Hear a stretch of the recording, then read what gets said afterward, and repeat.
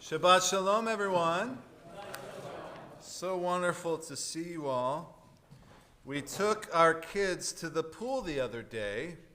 We do not have a pool at home because the thought of my kids with their own pool just sounds like 24/7 chaos and a monthly pool cleaning bill at the end of it. So we've decided to mooch off other people's pools. It's working out great. Sometimes we'll go to a friend's house or to the JCC, or we even got adventurous and took them to a public pool. I don't usually like going to public pools. There's too many people there. It's a lot of back hair and weird tattoos at the public pool. But we went to one the other day, and for the first 15 minutes of the pool experience, it was oddly pleasant. So much so that I felt like something was off.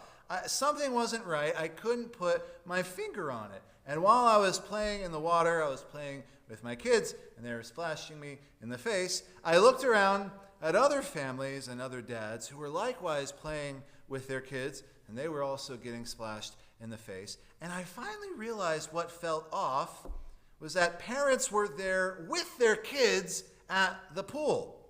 It dawned on me that when I was growing up, parents rarely went with their kids to the public swimming pool. Usually they just drove us there, paid the $3, and left us there for hours with basically no supervision. Now, I will put an asterisk next to the phrase no supervision, because at the local pool where I grew up, I guess it was technically supervised, but I don't know if you can call the 17-year-old lifeguard that was there an adult.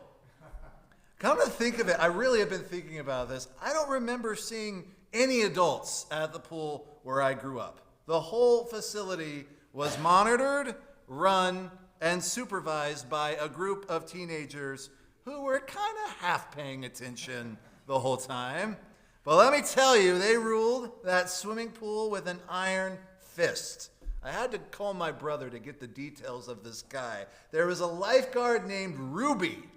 I don't know if that was his actual name or that was just his nickname, because he had this bright red hair, and I used to remember that they called him Ruby Red. He was the head lifeguard. He was the guy in charge. There were 3 things I remembered about Rabbi. The first of which is that he didn't really seem to enjoy watching kids at the pool. It seemed like he would much rather watch the other female lifeguards who were on duty. And I can remember a very specific incident where this kid almost drowned while Rabbi was off talking to a girl named Jessica. Mazel tov to Rabbi.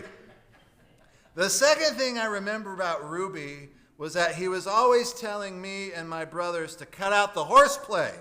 He'd say, "Cut out that horseplay.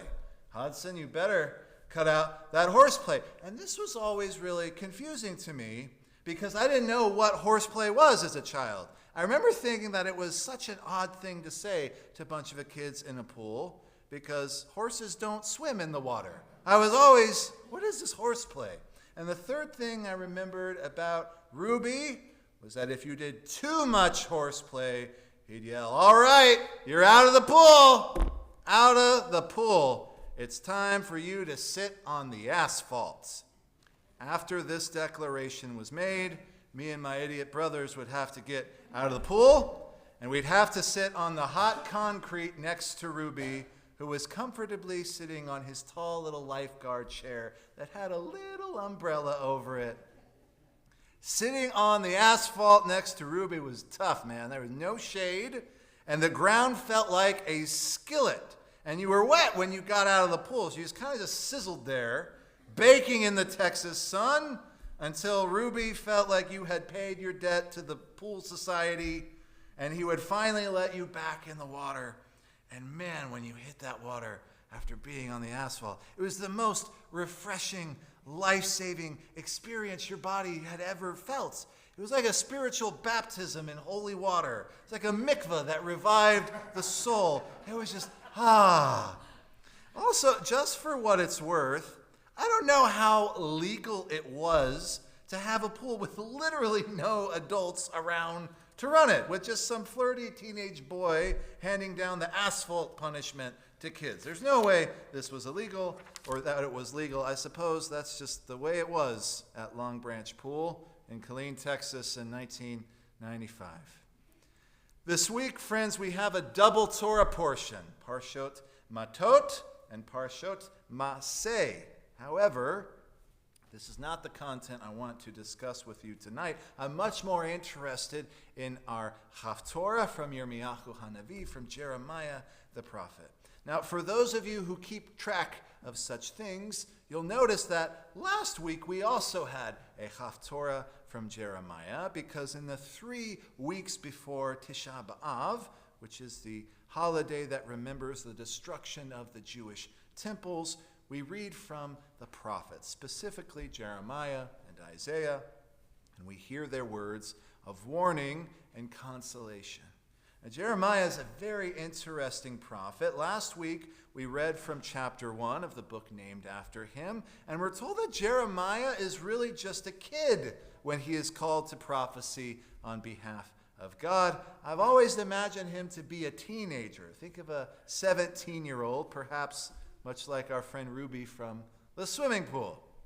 Only Jeremiah isn't sitting on a lifeguard stand with a whistle around his neck. He's standing at the gates of Jerusalem, looking out at a Jewish nation that keeps making the same bad decisions over and over and over again. And by this week's Haftorah, you can almost hear it in his voice. Although he's just a kid, he is already exhausted by warning the Jewish people. Hashem says through Jeremiah, quote, "What wrong did your ancestors find in me that they have wandered so far away?" Hashem says, "I brought you into a land of abundance, and yet you have polluted it." Then Jeremiah starts listing all of the ways that the people have wandered away from God. They've forgotten who they are. They've chased other gods.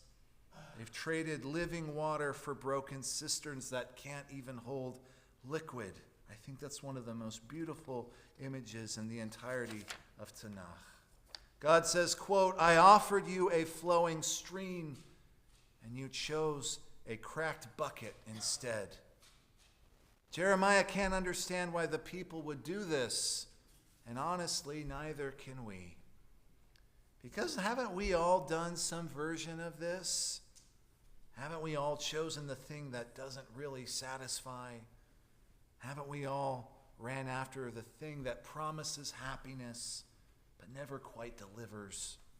Haven't we all traded what is lasting for what we can have immediately? By this point in the book, I think Jeremiah sounds a little bit like Rabbi the lifeguard. It's like he's standing at the edge of the pool yelling, "All right, enough of this horseplay. You've ignored every warning, but you keep doing the same thing out of God's pool."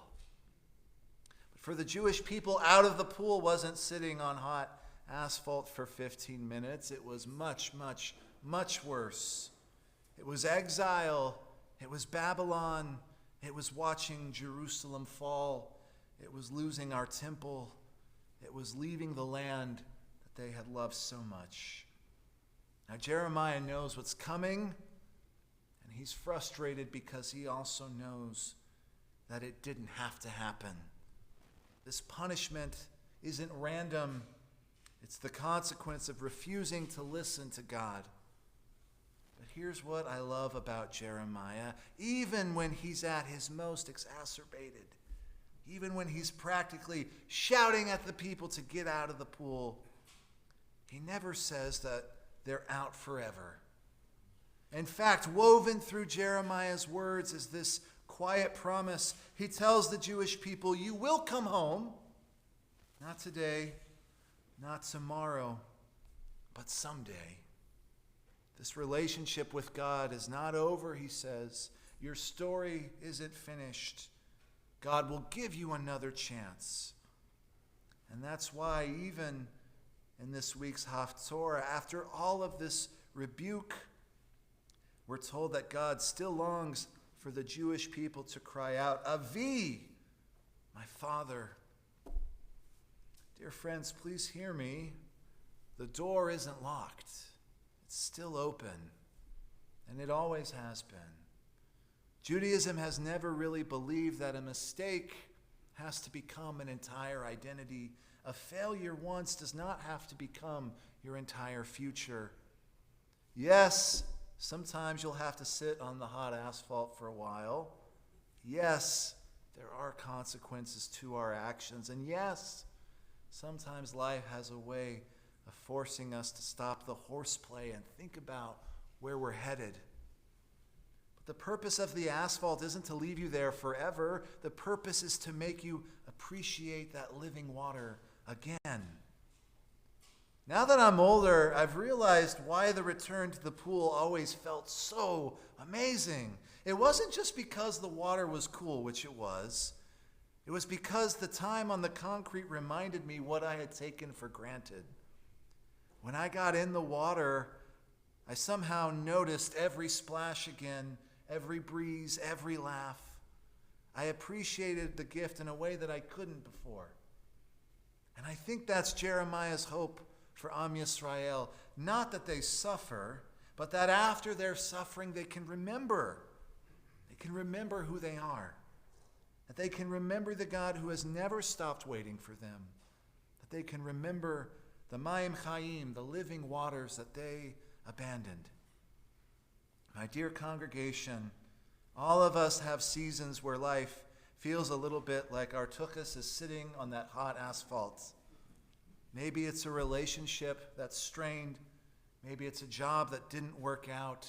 Perhaps it's a dream that fell apart or a diagnosis we never expected. Or maybe it's simply realizing we've drifted away from the person that we've always wanted to become.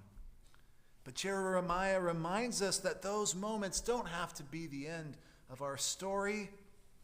Sometimes they're the beginning of us coming home. Sometimes they're what finally sends us running back toward the living waters. And when we do, when we turn around, when we dive back in and make that splash, the water has a way of feeling more refreshing than we ever could have remembered. May this Shabbat remind us that no matter how far we've wandered, God never stops calling us back. May we have the chokmah, the wisdom to hear that voice before we have to sit too long on the asphalt. And may all of us merit to return to ourselves, to one another, and to HaKadosh Baruch Hu, the Holy One, so that we may once again experience the cool and the life-giving waters of His blessing. And please remember, no horseplay. Shabbat Shalom.